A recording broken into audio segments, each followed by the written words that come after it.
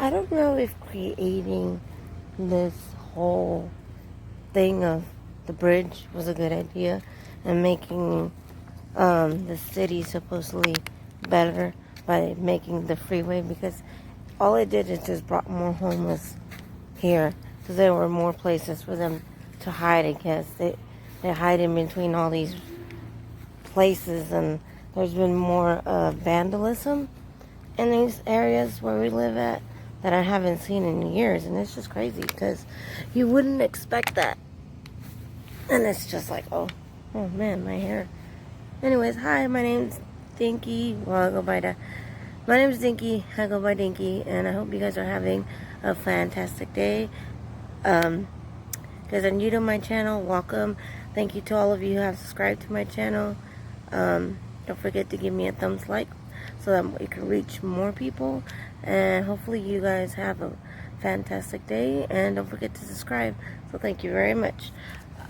It's just been tough because I haven't really been on here all this week because my work schedule has gone completely nuts. I've asked for 2 days off so that I can be with my son because I need to get him situated with the school thing, and I want to make sure that I have everything, because I have everything prior already set. But my son is ADHD, he's hyper, and he has his, he's no longer on the autism spectrum, but they still have him as secondary because he has Asperger's. And then he has Tourette's. And so I'm always, the teacher emailed me the other day, texted me while I was at work, that he wasn't behaving in class, even though it's virtual learning. And I told her I'm right on it. So I called him and I asked him, what is your problem? So I called his dad. And that's what I love about his dad, that his dad's always willing, no matter what type of day it is. Because I know his dad works graveyard. And it doesn't matter if it's graveyard, night shift, he'll do whatever it takes. So he came and he talked to him and had a long conversation with him and said, and he asked me, can I be the one to punish him since you're at work and you're not here? He goes, but I'm going to let you know what I'm going to punish him. And he told me what he was going to do. So he took away his Nintendo and his tablet for the day, made him do chores around the house, and he made him read all day because he couldn't do anything else when he was done. So he goes, you can play with your 3D printer and make something or read. And so he read most of the day. And then that's why I decided to take those 2 days off so that I can help him adjust. Because right now, he doesn't need me. He's actually doing really great. Teacher said he's improved. And that's all he needs. It's a little rearranging and a little talking to. So it's like, even though I can't necessarily be there because lately I've been working 7 to 2, 5 to 2, always in the morning, which is great. It's just that it's not great that I can't be there for him, but I don't want to switch my schedule because I love being able to come home and be able to open up his laptop and be like, okay, show me what you did today at school. Like, where's your homework? How do you do that? And as a mom working, I feel like we struggle with that. We have to learn how to find our equilibrium, a balance, and it's just been tough. And then another reason why I haven't really been on is because I just found out yesterday one of my youngest cousins passed away. I was really close to, and it just kind of, my heart goes out to my aunt and family because we don't, I don't know why God does what he does. I told her, and I don't understand. My cousin was only 26. He didn't die from COVID. At first, that's what we all thought that he died from was COVID, but he didn't die from COVID. He was already sick with hepatitis or something, and he struggled with that disease for a long time. And I remember me and him used to talk like mostly every day about track and running because he joined this group where he did Special Olympics for people with blind. He ran with a person who was blind, and he was they were like, I guess, tied to their arm together, but they were able to run, and they had to learn how to run together. And he would train with this girl that was actually a really good runner.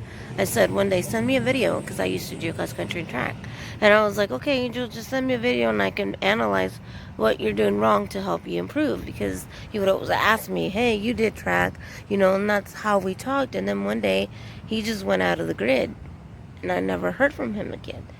And I would ask his mom, oh, how's your son doing?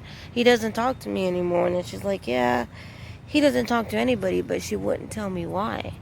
And a few years ago, I think it was like 3 or 4 months ago, my mom and I were talking about him. She was like, yeah, I think he went off the grid because they say he's from the other side of town. He decided to be, I don't know if he became a transvestite. I don't know if he became gay. I don't know what his lifestyle was. I just know that I heard that it wasn't a very, I don't know if drugs were involved. I have no clue what was his lifestyle, because he just went completely off the grid. Like, he had a Facebook, but he didn't friend request me. He kept his Facebook private. He only had his mom, and I guess his brother was on there, but he literally would post only for what his friends can see, and his mom couldn't see it. Even though his mom was on the Facebook, my aunt, she's like, I still couldn't see what he would post sometimes, because it would be for only certain friends, and he would tag all the other friends but his mom. And I was like, wow. It's like, it was just so shocking to me, because only 26, and I'm just like, oh my God, like, such a young age, and nobody really knows at what age we're all gonna go. We're not all really prepared, for guess death, or somebody, or a loved one dying, and it's kind of hard. And I don't know, I just been trying to pray for her, meditation, practice more meditation, been doing a lot of reading. The book that I bought has been helpful. I've been practicing a lot of more being grateful and showing people more gratitude. And this world has gone, I feel like, from, oh, my hair is so bad, from 100 to 0, like within seconds. Every time I watch Facebook, I constantly have to delete what I watch, or hide what I watch, because I'm always seeing people like talking about the whole racial thing, Trump thing. I try to stay out of politics as much as possible now, because it's too much, and I feel like at the end of the day, something that God has taught me was, you have to learn to be okay with somebody else's opinion. You have to learn to respect it. Doesn't mean you have to like it. Doesn't mean you have to condone it. Doesn't mean you have to agree with it. Just respect their decision and move on. You said what you said and move on. And that's what I've been trying to do. Focus on more of that. Because I have a lot of family members who are very political, from my son's dad's side. And they always talk about how they think that you're wrong if you're not a Trump supporter, and they try to nail you on that.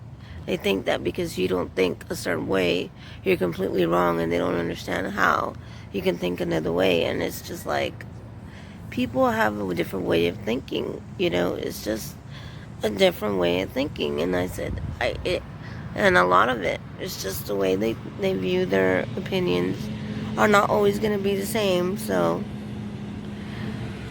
and I realized I was watching my YouTube videos, because I've been trying to figure out how can I improve to do better videos for you guys, because I love the videos that I do for you guys. I'm only here because of you guys. I couldn't get anywhere because of my YouTube subscribers and friends that click and share my post and click likes. I cannot thank you enough. And I realized, man, I get to talking, and I just talk and talk and talk, and then my YouTube videos are so long that I'm like, oh my gosh, I'm like, how long did I make this video without realizing how much I talk? Do any of you have that problem? I hope it's not just me. And So with that said, yeah, I hope you guys are having a fantastic day. I'm helping my parents out also because they decided to remodel their house and they're painting, and my uncle is painting their house, and I'm helping them clean the walls, get all the grease out of the walls. Sorry. And it's just like, oh my gosh, like cleaning everything and putting tape around the edges and helping my dad move stuff around, and he's been amazing. My dad's been doing a lot of work, but they've been painting and doing, I just been moving things around. It's just hard because my mom has her way of setting things and where she wants her things done, and it's just like, we collide. So far it's been going great though. It's just other than that little setback of my family's death, and it just sucks because I've never been to a family funeral. Never have I been to a family funeral. Every time somebody dies, it's either a friend or somebody my mom knew, and I would go and support her and I would go with her. But I've never gone to like my aunt's funeral or anything like that. So I'm just like, or like when my mom's dad died, like not my dad, my dad's dad died. I couldn't go to my grandpa's funeral because he's was in Mexico. My grandmother died. Couldn't go to her funeral because she was in Mexico. So with my dad's mom, I couldn't go to Mexico, her funeral, because it was in Mexico. I had another cousin a few years ago died named David, and I couldn't go to his funeral because Mexico. Then my cousin who just passed away, same reason, Mexico. And then my dad had a cousin who passed away not that long, a long time ago. In LA, I couldn't go because I had to work, and my mom was like, look, we're going with your aunt and uncle, we don't fit, and it was in San Pedro. I couldn't go. Then my dad's grandfather, I call him grandpa, my uncle, my dad's uncle, which I call him grandpa because he looks so much like my grandfather. My grandfather died first, and then when I went to go visit him, because he wanted to see us to say that he's sorry for my grandfather passing away, and he wanted to talk to my dad and show him a bunch of family photos and blah blah blah. And I almost started crying because he looked so much like my grandfather. And I said, I said, sorry, I didn't mean to call you grandpa. He said, no, it's okay. He goes, you can call me grandpa. He goes, I am a grandpa. And I was like, I know, but he's like, no, you can call me grandpa. I was like, okay. He goes, I know, I look a lot like my brother. I know.